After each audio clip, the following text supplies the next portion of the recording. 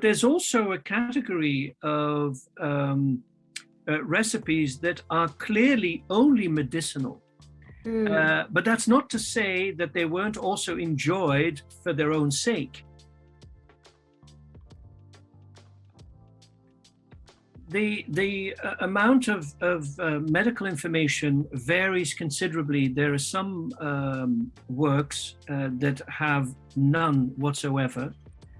There are those that have a very high content and where there's even separate, Waraq is a good example, where there's chapters devoted to the medicinal properties of ingredients and so on and so forth. The Sultan's Feast is somewhere in between. That's one thing. And the other is that the cookery books, those that have medical information, so the medical information comes in a couple of guises. The first is, as you pointed out, so there's a dish or an ingredient that says, okay, this is good for, in cold climates, or this is good for whatever. But there's also a category of recipes that are clearly only medicinal. But that's not to say that they weren't also enjoyed for their own sake.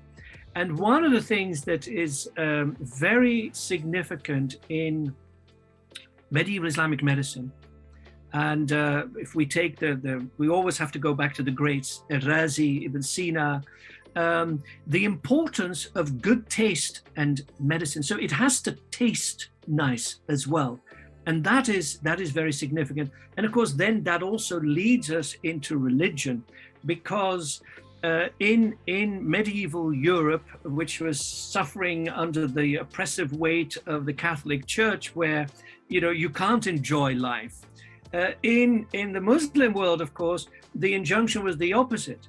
It was to enjoy the benefits that are given by creation. Now, of course, that is not to say that when a king organized a huge banquet, he did so for religious reasons necessarily. He wanted to show off how rich he was.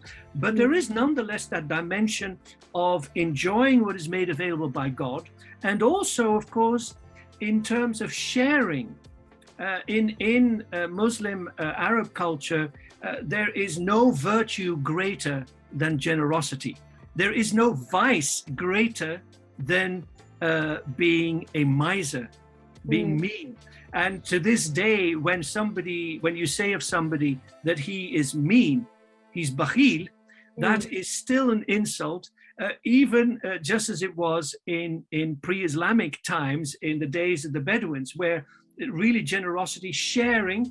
And of course, then we have another dimension that's brought in with the big banquets, is that it was a way of the ruler to tie the populace, to tie the citizenry to the ruling family, because we organize a banquet, and of course, everything that is left over would be donated to the poor as zakat. So there's a large number of dimensions here. But so the medical information, why was it retained in the Sultan's Feast? If we end with that point, I believe that in that period, probably the intended readership wasn't as interested in that aspect. But I think Ibn Mubarak Shah, above all else, so he writes his own recipe book, but he is also a great anthologist. And in fact, he's not the best poet, but he is a great collector of poems. And so his book is also an anthology of past culinary greatness. And of course, little does he know that his anthology is very necessary, because very soon the world will change completely.